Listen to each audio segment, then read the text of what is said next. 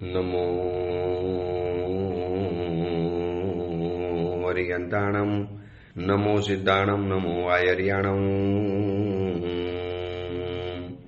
નમો વજ્જાયાણમ, નમો લોહે સૌ સાવુણમ, એસો પંચ નમુકારો સૌ પાવપણાસણો, મંગલાનમ ચ સૌવેસી બ્રહ્મમ વૈ મંગલમ, મંગલમ ભગવાન વીરો, મંગલમ ગૌતમ પ્રભુ, મંગલમ સ્થૂલભદ્રાદ્યા જૈન ધર્મ સુમંગલમ. પ્રવચનનો વિષય છે એક અનોખી યાત્રા, સ્વથી સર્વ તરફની અને જીવથી શિવ તરફની.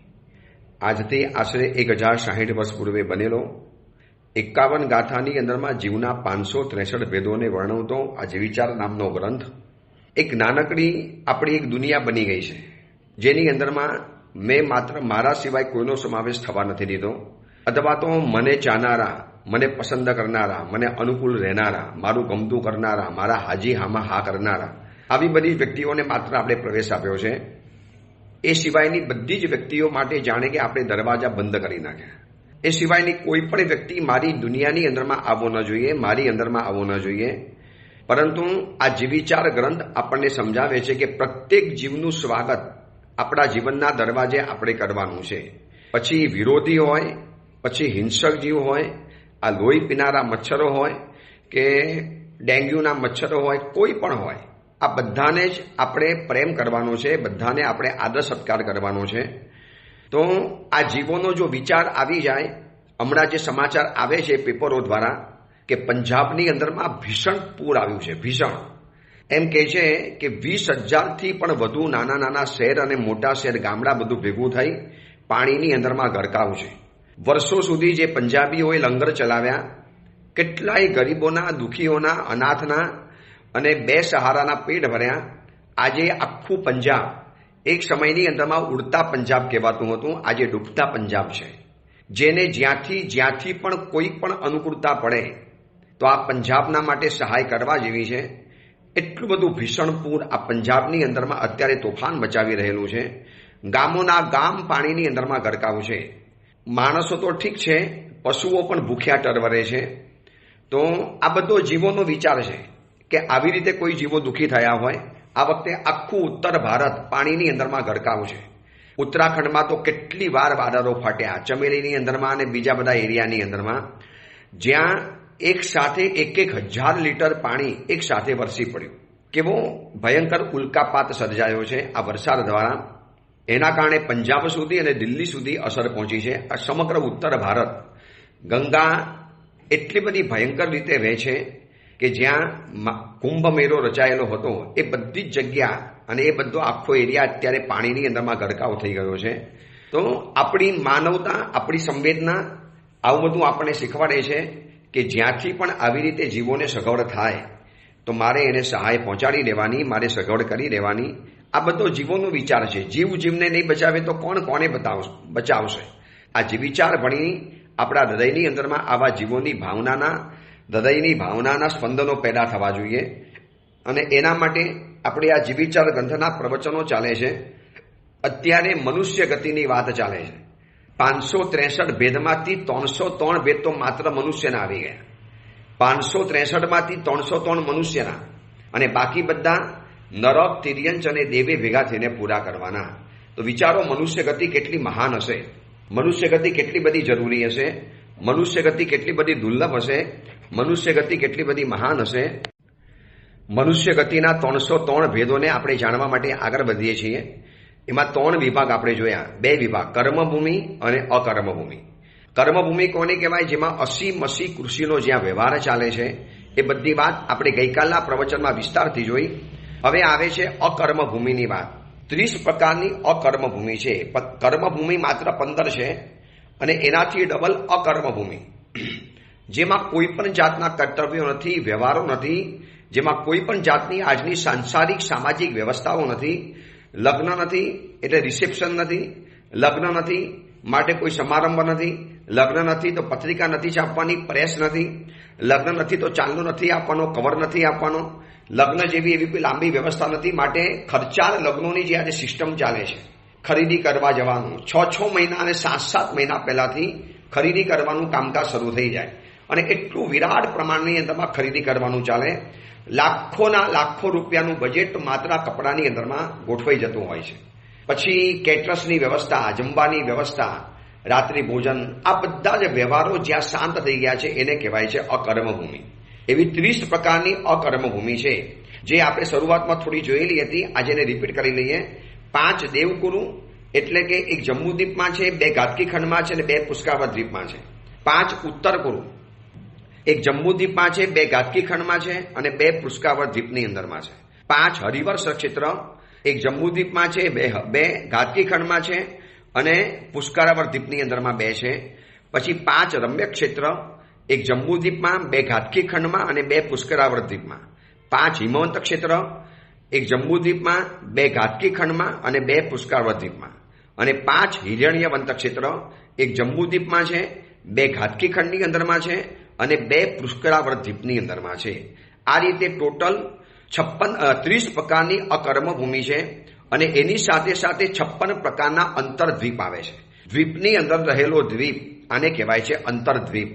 તો જીવિચાર પ્રમાણે, જૈન ભૂગોળ પ્રમાણે લઘુ હિમવંત અને શિખરી પર્વતમાંથી એક દાઢા નીકળે છે. ગાયના શિંગડા જેવી એક દાઢા નીકળે, ગોળ ફરતી. આ લઘુ હિમવંત અને શિખરી પર્વતની દાઢામાંથી જમીનના 2 ટુકડા લવણ સમુદ્રના પૂર્વ પશ્ચિમની અંદરમાં નીકળ્યા છે. એક સહજ રૂપે બનેલો એવો લાંબો જમીનનો ટુકડો, પણ દાઢા આકારનો, જેમ પશુઓની જે દાઢા હોય એવા આકારનો છે. અને દરેક દાઢા ઉપર 7 દ્વીપ આવેલા છે, એટલે કે કુલ 56 દ્વીપ છે. આને અંતરદ્વીપ કહેવાય છે. તો આ અંતરદ્વીપની અંદરમાં પણ મનુષ્યો રહેલા હોય છે, યુગલિક મનુષ્યો, અકર્મભૂમિ, જેને કોઈ પણ જાતના વ્યવહાર નથી, જેને કોઈ પણ જાતની સામાજિક જવાબદારીઓ નથી. તો આ જે બતાવ્યું ને, જે બધા 30 અકર્મભૂમિ, દેવકુરુ, ઉત્તરકુરુ, હરિવર્ષ, રમ્યક, હિમવંત અને હિરણ્યવંત ક્ષેત્ર, આ બધા એક જમ્બુદ્વીપના આ દરેક ક્ષેત્ર એક જ હોય છે. જ્યારે ઘાતકી ખંડ અને પુષ્કરાવતની અંદરમાં ડબલ હોય છે. તેથી ભરત ક્ષેત્ર, ઐરાવત ક્ષેત્ર અને મહાવીર ક્ષેત્ર એમ બધું જ 5 છે. તેથી 6 અકર્મભૂમિ અને 5 હોવાથી કુલ 30 અકર્મભૂમિ થઈ ગઈ. હિરણ્યવંત અને હિમવંત આ ક્ષેત્રની અંદરમાં સદા માટે ત્રીજો વારો હોય છે. ત્યાં ઉત્પન્ન થતા યુગલિક મનુષ્યો એકાંતરે માત્ર આંબળા જેટલો ખોરાક ખાવાનો. જોજો, આપનારા કલ્પવૃક્ષો ઘણા છે પણ ભૂખ નથી લાગતી, થોડીક વસ્તુઓ જ ખાવાની. અને પાછળ પોતાના ટ્વિન સંતાનો થાય, યુગલિક સંતાનો થાય, એનું પાલન 79 દિવસ કરે અને પછી એ લોકો આપોઆપ ગુજરી જાય. એટલે વળી પાછા એ બંને યુગલિકો મોટા થાય, એ વળી પાછા પોતાના માતા પિતાની જેમ કાયમ માટે ત્રીજો વારો. જે મહાવીર ક્ષેત્રની અંદરમાં કાયમ માટે ચોથો વારો છે, એમ અહીંયા કાયમ માટે ત્રીજો વારો છે. હવે હરિવર્ષ અને જે રમ્ય ક્ષેત્ર છે એમાં કાયમ માટે બીજો આરો હોય. હવે આ આરો કોને કહેવાય, શું આરા છે? કદાચ જે નવા પ્રવચનો સાંભળે છે, જેને કદાચ બહુ તત્વજ્ઞાનની ખબર નથી, એને ખાલી બતાવી દઉં કે 6 પ્રકારના આરા આવે છે. સુષમ, પછી સુષમ, આવા 6 પ્રકારના જે આરા આવતા હોય છે. એની પર વાત આગળ આપણે જનરલ નોલેજની અંદરમાં જાણવાની છે. તો હરિવર્ષ અને રમ્ય ક્ષેત્ર, આ બધા ક્ષેત્રો છે, આ બધા શાશ્વત ક્ષેત્રો છે. હવે આ બધી ભૂગોળ હજી આપણાથી અજાણી છે. આપણે એટલા જુદા પડી ગયેલા છીએ, એટલા બિલકુલ અકેલા અને અટુલા પડી ગયેલા છીએ. એટલી મોટી વિરાટ દુનિયા છે. હિમવંત, હરિવર્ષ, આ બધા રમ્ય ક્ષેત્ર, કુરુવર્ષ, આ બધા જે એટલા બધા વિરાટ ક્ષેત્રો છે જે આપણાથી અલોપ રહેલા છે. એ યુગલિકોને 2 દિવસના અંતરે માત્ર બોર જેટલો ખોરાક મળે, બસ એનાથી પેટ ભરાઈ જાય. દર 2 દિવસે વાપરવાનું, એટલે કે છઠના પારણે છઠ ગણાય. અને પારણામાં માત્ર શું વાપરવાનું? બોર જેટલો ખોરાક. હવે આપણને બોર જેટલો ખોરાક આપે થાય, સવાર, બપોર, સાંજ 3 ટાઈમનું અલગ, બધું અલગ વાપરવું પડે. અને આ લોકો પોતાના સંતાનોનું 64 દિવસ પાલન કરે, 64 ડેઝ. જન્મ આપ્યાના પછી 64 દિવસ પાલન પોષણ કરવાનું. એટલે પછી માતા પિતા ગુજરી જાય અને જે યુગલિક નવા જન્મ્યા છે એ વળી પાછા પોતાની રીતે મોટા થઈ જાય. હવે દેવકુરુ અને ઉત્તરકુરુ, એમાં કાયમ માટે પહેલો આરો હોય છે. ત્યાં ઉત્પન્ન થયેલા યુગલિકોને 3 દિવસે તુવેરની દાણા જેટલો ખોરાક ઘટતો જાય. હિમવંત અને હિરણ્યવર કરતા હરિવર્ષ અને રમ્ય ક્ષેત્રમાં ખોરાક ઓછો, અને એના કરતા દેવકુરુ અને ઉત્તર કુરુની અંદરમાં ખોરાક ઓછો. અને આ દેવકુરુ અને ઉત્તર કુરુની અંદરમાં રહેલા જે કલ્પવૃક્ષ છે અતિ વિશિષ્ટ પ્રકારના. પહેલા આરાની અંદરમાં એકદમ પાવરફુલ હોય, બીજા આરાની અંદરમાં મામૂલી પાવર ઘટે, ત્રીજાની અંદરમાં ઓર થોડોક મામૂલી પાવર ઘટે, ચોથા અને ત્રીજો આરાનો અંત થવાનો આવે એમાં ધીરે ધીરે કલ્પવૃક્ષો બિલકુલ ડીમ થતા જાય, ડાઉન થતા જાય, એકદમ ઓછામાં ઓછા પ્રભાવહીન એટલો પ્રભાવ એનો ક્ષીણ પડી જાય. તો આ પહેલા આરાની અંદરમાં એટલા પાવરફુલ આ કલ્પવૃક્ષો છે. ખાલી તમે મનની ઈચ્છા કરો, બોલવાનું પણ નથી, મનથી ખાલી ઈચ્છા કરી એટલે તમારી બધી જ ઈચ્છા કલ્પવૃક્ષ પરિપૂર્ણ કરી નાખે.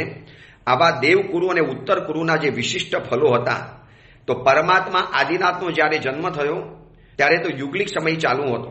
મરુદેવી માતા અને નાભી કુલકર એ લોકો યુગલિક હતા, અને એમને ઋષભદેવ પરમાત્મા અને સુનંદાને જન્મ આપેલો હતો. હવે એ સમયની અંદરમાં તો કોઈ ભોજન પકાવીને જમવાની વ્યવસ્થા નથી, કોઈ આવી ખેતીની વ્યવસ્થા નથી, કોઈ આવી ભોજનની વ્યવસ્થા નથી. તો શું હતું એ સમયની અંદરમાં? પરમાત્માનો જન્મ થયો એટલે કલ્પવૃક્ષ નહીં પણ દેવકુરુ ઉત્તર કુરુ અને ક્ષીરોદધીના જલદી ભોક્તાજી સ્તવન ચૈત્ય મંદિરમાં આવે છે. દેવકુરુ ઉત્તર કુરુના ફલ વાપરે, ક્ષીરોદધી સમુદ્રનું પાણી વાપરે. ક્ષીરોદધી એટલે એટલું બધું સ્વાદિષ્ટ, એટલું બધું મધુર, એટલું બધું મીઠું કે જેની સામે હજારો મધના ઘડા પણ ઝાંખા પડી જાય.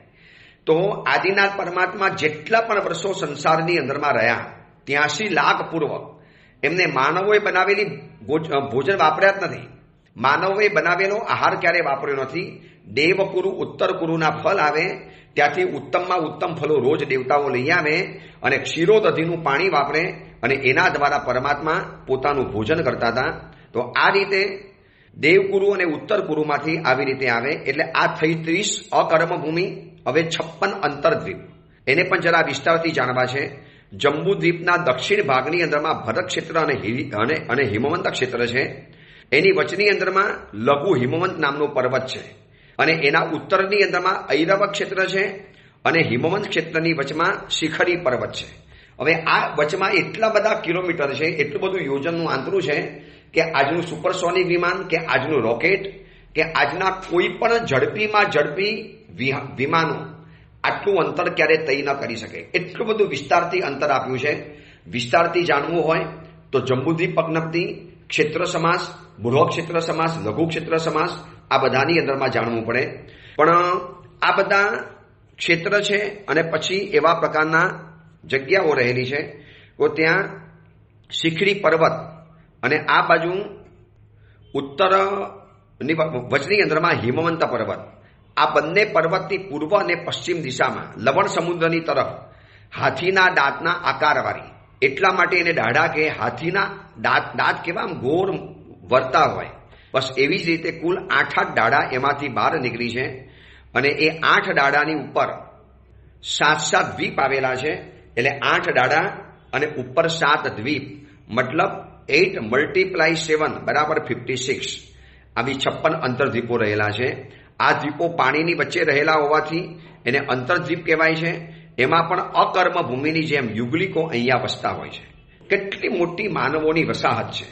પણ આ બધા જ જે 30 અકર્મ ભૂમિ બતાવી એમાં મંદિર નથી, મૂર્તિ નથી, પૂજા નથી, પૂજાના વસ્ત્ર નથી, પૂજાની પદ્ધતિ નથી, પૂજા પૂજન નથી, અષ્ટપ્રકારી પૂજા નથી, પક્ષાલ નથી, ફલ નૈવેદ્ય નથી, આવી કોઈ પણ બાબત નથી. કારણ કે ત્યાં પાપ નથી તો એટલી ધર્મની પણ જરૂર નથી પડતી. જીવો એટલા બધા ભલા ભોરા હૃદયના સ્વચ્છ છે કે બે પતિ ટ્વિન્સ તરીકે જન્મ લે, પતિ પત્ની તરીકે બને, બંને જણા યુગલિકને જન્મ આપે, વળી પાછા 56 દિવસ કે 69 દિવસ પાલન પોષણ કરે અને વળી પાછા દુનિયામાંથી વિખૂટા પડી જાય. એ દુનિયામાંથી મરી અને દેવલોકની અંદરમાં જ જાય. આવા પરમ પવિત્ર આ બધા 30 અકર્મ ભૂમિના માનવો છે. આપણી કર્મભૂમિની અંદરમાં બધી પાપ છે, હિંસા છે, વિરાટના છે, દોષ છે, અતિચારો છે, આસાતના છે, આ બધું આપણી કર્મભૂમિની અંદરમાં છે. અકર્મભૂમિની અંદરમાં આમાંથી કશું જ જોવા માટે ન મળે. હવે મનુષ્યોના 101 ભેદ આ રીતે પરિપૂર્ણ થયા. કેવી રીતે થયા? શોર્ટમાં સમજાવી દઉં. 15 કર્મભૂમિના મનુષ્યો, 30 અકર્મભૂમિના મનુષ્યો અને 56 અંતરદ્વીપના મનુષ્યો થઈ ગયા. ટોટલ 101 ભેદ. વિસ્તારથી જાણવું હોય તો એક ભરત ક્ષેત્ર જંબુદ્વીપમાં છે, એક ભરત ક્ષેત્ર બે ભરત ક્ષેત્ર ઘાતકી ખંડમાં છે અને બે ભરત ક્ષેત્ર પુષ્કાવધમાં છે, એટલે 5 થયા. આ વિસ્તારથી બતાવું છું 101 કેવી રીતે થયા. પછી હિમવંત પર્વત એક જંબુદ્વીપમાં છે, 2 ઘાતકી ખંડમાં છે અને 2 પુષ્કાવત દ્વીપની અંદરમાં છે. પછી હરિવર ક્ષેત્ર એક જંબુદ્વીપમાં છે, 2 ઘાતકી ખંડમાં છે અને 2 પુષ્કાવત દ્વીપની અંદરમાં છે. દેવકુરુ ક્ષેત્ર એક જંબુદ્વીપમાં છે, 2 ઘાતકી ખંડમાં છે અને 2 પુષ્કાવત દ્વીપમાં છે. પછી મહાવીર ક્ષેત્ર એક જંબુદ્વીપમાં છે, 2 ઘાતકી ખંડની અંદરમાં છે અને 2 પુષ્કાવત દ્વીપની અંદરમાં છે. એવી રીતે ઉત્તર કુરુક્ષેત્ર એક જંબુદ્વીપમાં, 2 ઘાતકી ખંડની અંદરમાં અને 2 પુષ્કાવત દ્વીપની અંદરમાં છે. રમ્ય ક્ષેત્ર એક ભરત જંબુદ્વીપમાં, બીજું 2 ઘાતકી ખંડમાં અને 2 પુષ્કાવત દ્વીપની અંદરમાં. એવી રીતે હિરણ્યવન ક્ષેત્ર અને ઐરાવત ક્ષેત્ર આ બધા જંબુદ્વીપમાં 1, ઘાતકી ખંડમાં 2 અને પુષ્કાવત દ્વીપની અંદરમાં 2. એટલે કે જંબુદ્વીપની અંદરમાં 9 થયા, 9 જંબુદ્વીપ થયા, ઘાતકી ખંડ 18 થયા અને પુષ્કરાવર્ત દ્વીપ 18 થયા. ટોટલ 45 પ્લસ 56 બરાબર 101 ભેદ મનુષ્યના થયા. આ ક્ષેત્રને આશરીને મનુષ્યના 101 ભેદ બતાવ્યા. હવે આ જે 101 ભેદ થયા, હવે આ ભેદવાળા મનુષ્યોને વળી પાછા 2 રીતે ગણવાના, ગર્ભજ અને સમૃચિમ. વળી પાછા પર્યાપ્તા અને અપર્યાપ્તા. એટલે કે 101 પર્યાપ્તા ગર્ભજ મનુષ્ય, 101 અપર્યાપ્તા ગર્ભજ મનુષ્ય અને 101 અપર્યાપ્તા સમૃચિમ મનુષ્ય. કુલ 303 ભેદ થયા. આ રીતે આખી મનુષ્યોની દુનિયા પરિપૂર્ણ થઈ, જેમાં આપણે રહીએ છીએ, આપણો વસવાટ છે. આપણે અત્યારે કર્મભૂમિની અંદરમાં છીએ, પણ આમ આપણા કરતા કરોડો અબજો માઇલ દૂર એક મોટા માનવો રહે છે. કદાચ આજનું વિજ્ઞાન જે કહે છે ને એલિયન, એ લોકો આજે એલિયન તરીકે વાત કરે છે, કદાચ યુગલિકો ગણી શકાય. હવે એ લોકોએ એલિયનને કેવી રીતે જોયા, શું જોયા એ ખબર નથી. જે રીતે એલિયનના મોઢા બતાવે છે, હકીકતમાં એવા માણસો એ નથી. દેવકુરુ, ઉત્તર કુરુ અને આ બધા અકર્મભૂમિના યુગલિક મનુષ્યો બહુ સુંદર હોય છે, રાજકુમાર જેવા દેખાતા હોય. દેવકુમાર જેવી જેને ઉપમા આપવાની અંદરમાં આવી છે. અને 2 ગુંદક દેવતાઓની જેમ મજા કરે, વૃદ્ધિ સમૃદ્ધિ ભોગવે, વૈભવ આગળ બિલકુલ નિશ્ચિંત બનીને જિંદગી પરિપૂર્ણ કરી નાખે. આજે મને તમને સવારના અને સાંજ સુધીમાં, સવારથી સાંજ સુધીમાં કેટલી બધી ચિંતાઓ ખાઈ જાય, કેટલી બધી ચિંતાઓ આપણને પરેશાન કરી જાય, કેટલી બધી ચિંતા દિવસ રાત મધમાખીના ડંખની જેમ આપણને ડંખ મારતી જાય. તો આ બધી ચિંતાઓથી મુક્ત છે આ યુગલિકોનું જીવન. કારણ કે ચિંતા જેનાથી થાય એવો કોઈ વ્યવહાર જ નથી રાખ્યો. બિઝનેસ નથી, પરિવાર નથી, ટ્યુશન નથી, ક્લાસીસ નથી, કોઈ ઘરના કોઈ વ્યવહાર નથી, સગા સંબંધી નથી, પછી દીકરા દીકરી નથી, પુત્ર જમાઈ નથી, પછી વ્યવહાર નથી. હવે આ બધા સંબંધો ઊભા થાય એટલે પછી તકલીફ આવે ને કે મને બોલાવ્યો, મને ન બોલાવ્યો, એમને મને આમંત્રણ આપ્યું, આમને આમંત્રણ ના આપ્યું. આ બધું ક્યારે ઉત્પન્ન થાય? જ્યારે આવી કોઈ તકલીફ ઊભી થાય તો. અહીંયા એવું છે જ નહીં, અહીંયા કોઈ વ્યવહાર નથી, અકર્મભૂમિ છે. તો આવી 101 ભેદ મનુષ્યોના એમાંથી પર્યાપ્તા ગર્ભજ મનુષ્ય ગણ્યા, અપર્યાપ્તા ગર્ભજ મનુષ્ય ગણ્યા અને 101 અપર્યાપ્ત સમૃચિમ મનુષ્ય. હવે આપણે સમુચિમ મનુષ્યની વાતોને જાણતા પહેલા આ સર્વ એટલે કે માતા પિતાના સંયોગ દ્વારા જે ઉત્પન્ન થાય એને ગર્ભજ મનુષ્ય કહેવાય. અને એના વિના જણાવેલા મનુષ્યની અસુચિના 14 સ્થાનની અંદરમાં જે ઉત્પન્ન થાય એને સમુચિમ મનુષ્ય કહેવાય છે. આ સમુચિમ મનુષ્યની વાત કરતા પહેલા આપણે જાણવી છે કે મનુષ્યના બીજા પણ અન્ય ભેદ. સમુચિમનું આખું ચેપ્ટર આપણે આવતીકાલે વિચારવું છે.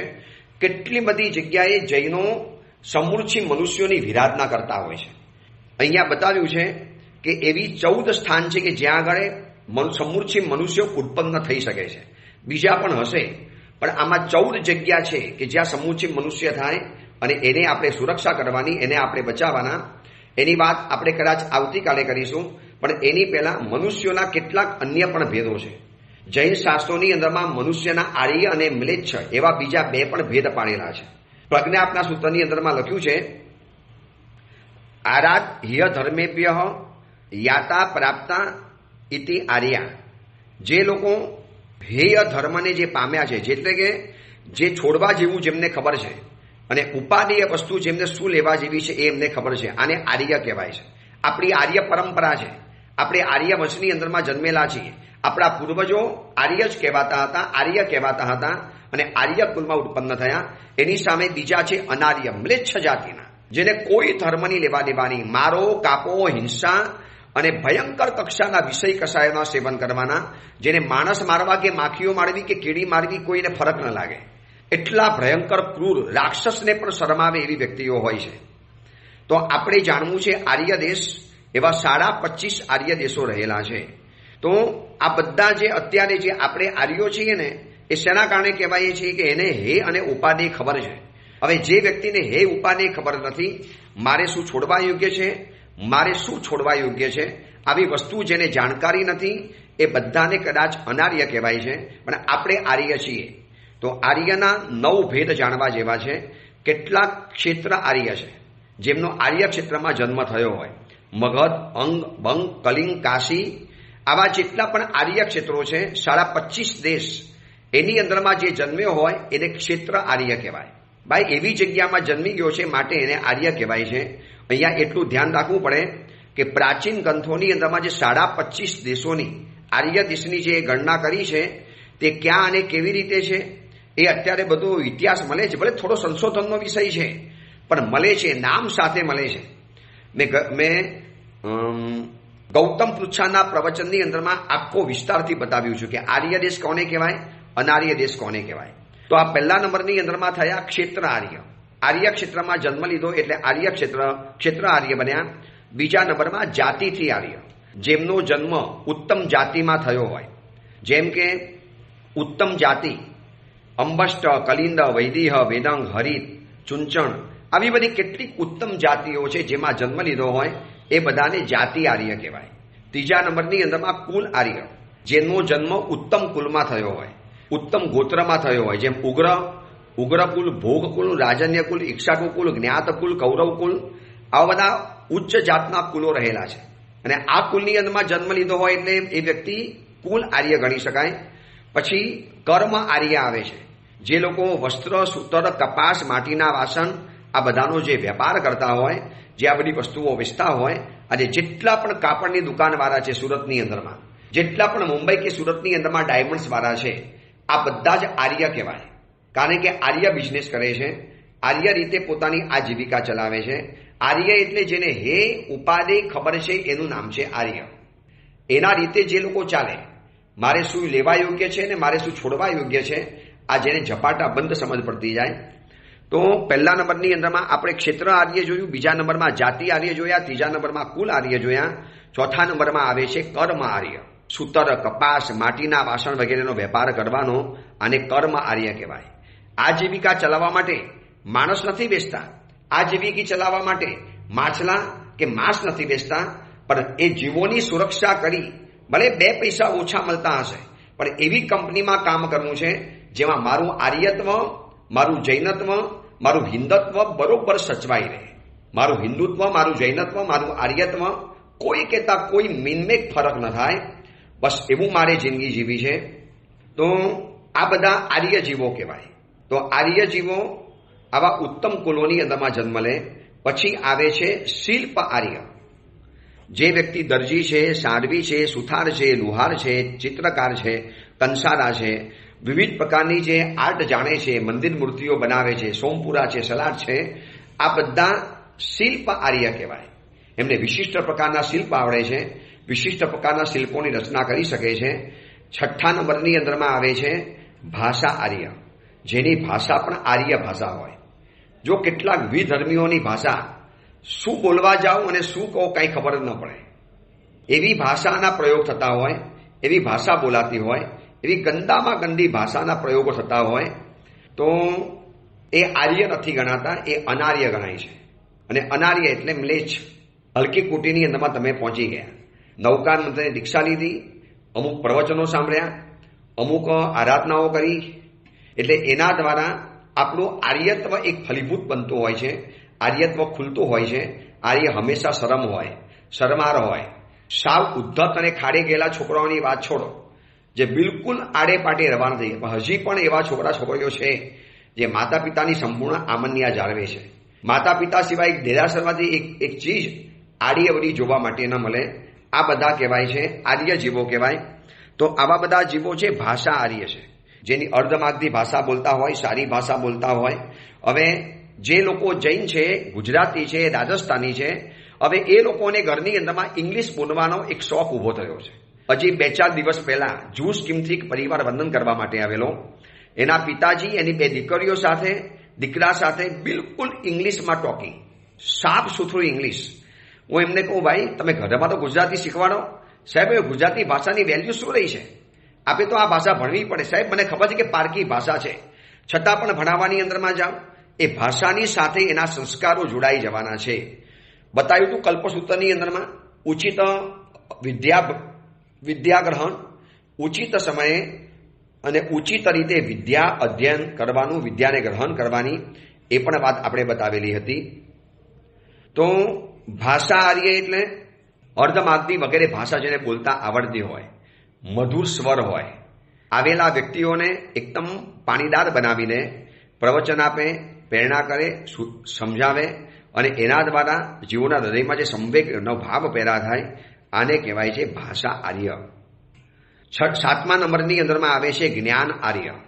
જે લોકો વિશિષ્ટ પ્રકારનું જ્ઞાનને ધારણ કરે છે, મતિ જ્ઞાન, શુદ્ધ જ્ઞાન અને અવધિ જ્ઞાન અને મનઃપ્રભ જ્ઞાન, આ બધા મન આર્ય કહેવાય છે.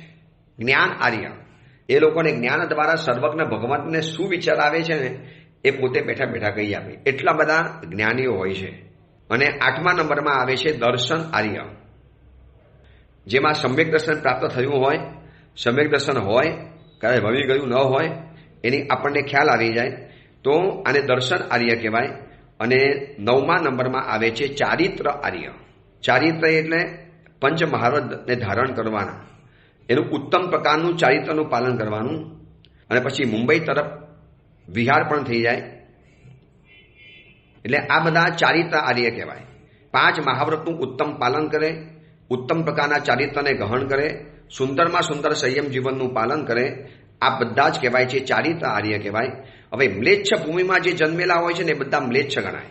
શક, યવન, ચિલાર, સબર, બર્બર, આ બધા મ્લેચ્છો કહેવાય. આજની ભાષાની અંદરમાં જોવું હોય ને તો મ્લેચ્છ પ્રદેશ આજે પણ ગણાય છે, જ્યાં ધર્મનું નામો નિશાન નથી, માત્ર ખાવું પીવું અને મજા કરવાની છે, જ્યાં પૈસાની રેલમછેલ છે. કદાચ આર્ય ભૂમિ કરતાં અનાર્ય ભૂમિના આવા મ્લેચ્છોની પાસે પૈસા વધારે છે, જેને તુરુસ્ક કહેતા હતા, જેને જૂના જમાનાની અંદરમાં તુકરડા કહેતા હતા. આવા બધા જે મ્લેચ્છ કહેવાય, અનાર્યો કહેવાય, જેની સામે ચક્રવર્તીઓને પણ યુદ્ધ કરવું પડતું હોય છે.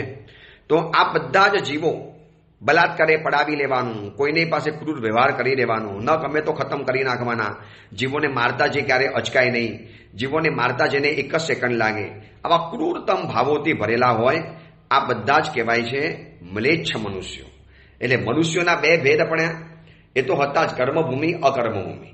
પછી એના પછી 2 ભેદ જોયા કે આર્ય અને મ્લેચ્છ. તો આર્ય આપણે 9 પ્રકારના જોયા. જો આમાં આપણો નંબર આવતો હોય, મારી ભાષા આર્ય છે, મારે સ્કૂલમાં ભણવું પડે ઇંગ્લિશ તો સ્કૂલમાં ભણી લેવાનું, પણ ઘરે મારે ગુજરાતી કેમ નહીં શીખવાનું? મારે ઘરમાં ગુજરાતી મીડિયમમાં આગળ કેમ નહીં વધવાનું? મારે મારા ઘરની અંદરમાં ગુજરાતી મીડિયમને વધારે પ્રાધાન્ય કેમ નહીં આપવાનું? બસ આવું મગજની અંદરમાં થાય તો સારી વાત છે. વરના છોકરા છોકરીઓ જુઓ, જેટલા પણ જુઓ, બધાને બસ ઇંગ્લિશ બોલવાનો શોખ લાગ્યો છે. અને ઇંગ્લિશ બોલે તો જાણે કે વિદ્વાન લાગે, એજ્યુકેટેડ લાગે, જાણે કંઈક સુધરેલો અને સોફિસ્ટિકેટ લાગે. એવું કાંઈ નથી. આપણે આપણી જે ભાષા છે એને પકડી રાખવાની છે. તો આ આર્ય અનાર્ય મનુષ્યો જોયા, કર્મભૂમિ અકર્મભૂમિના મનુષ્યો જોયા. આ રીતે ટોટલ મનુષ્યના 303 ભેદ થયા. 303 ભેદ. હવે મનુષ્યોના પણ જીવનમાં વેદનાઓ તો હોય છે. ખૂબ તપાવેલી લાલ ચોર સોય, દરેક રૂવાડે ભોકો અને જેટલી વેદના થાય એના કરતાં 8 ગણી વેદના બાળકને જન્મ વખતે થતી હોય છે. 8 ગણી, અષ્ટ કષ્ટ ઘણું હોય એમ લખ્યું છે કે 8 પ્રકાર કરતાં વધુ કષ્ટ હોય. આટલી બધી ભયંકર પીડાઓ મનુષ્યમાં તો જન્મ લેતાની સાથે પછી રડી રડીને જિંદગી પૂરી કરવાની, રડી રડીને જિંદગી આગળ વધારતા જવાનું અને છેલ્લે રડી રડીને જન્મ પૂરો કરી દેવાનો. બસ આ મનુષ્યના જીવનનો ઇતિહાસ છે. એના કરતાં એવી જિંદગી જીવી લઈએ કે જે જિંદગીની અંદરમાં આપણે અનાર્ય નહીં પણ આર્ય ગણાવી જાય અને આવા અનાર્યોની અંદરમાં પુરુષો પણ હોય છે, સ્ત્રી પણ હોય છે. તો આ રીતે આર્ય અનાર્યની વાત જાણી. હવે ચેપ્ટર આપણે જોવું છે સમૃચ્છિમ મનુષ્યનું. બહુ જાણવા જેવું આ ચેપ્ટર છે સમૃચ્છિમ મનુષ્યનું. એનાથી કેટલી બધી જાતની વિરાટનાઓથી આપણે બચી જવાના. એના જે 14 પ્રકારની જે ઉત્પત્તિ જગ્યા છે સમૃચ્છિમ મનુષ્યની, એની વાત આપણે આવતીકાલે કરીશું. બસ હવે આ જીવિચાર ગ્રંથ કદાચ બહુ જલ્દી પૂરો થઈ જશે. એના આજ તમારી સુધીની અંદરમાં આજે 32 કે 33 પ્રવચનો આવ્યા. હજી કદાચ બીજા 5, 7 કે 10 પ્રવચનો થશે. પછી આગળ બીજો ગ્રંથ વિચારીશું. તો આ જીવિચાર ગ્રંથ બધાને સમજાવજો. લોકો કદાચ પંડિત પાસે ક્યારે ભણે, કોણ ભણાવવા જાય, કેવી રીતે ભણે, શરમ આવે, પંડિતજીનો ટાઈમ સેટ ન થાય. એટલા માટે આ વખતે ઓડિયો પ્રવચનમાં આ જીવિચાર ગ્રંથ પકડ્યો. કદાચ તમને ગમ્યો પણ હશે, ઘણા લોકોના રિવ્યુ આવી પણ ગયા હશે. એ અંગેની બીજી વિશેષ વાત આપણે આવતીકાલે કરીશું. એ જ મંગલ કામના, મંગલ ભાવના. જીનાગના વિરુદ્ધ કાંઈ પણ બોલાયું હોય તો મિચ્છામી દુક્કડમ.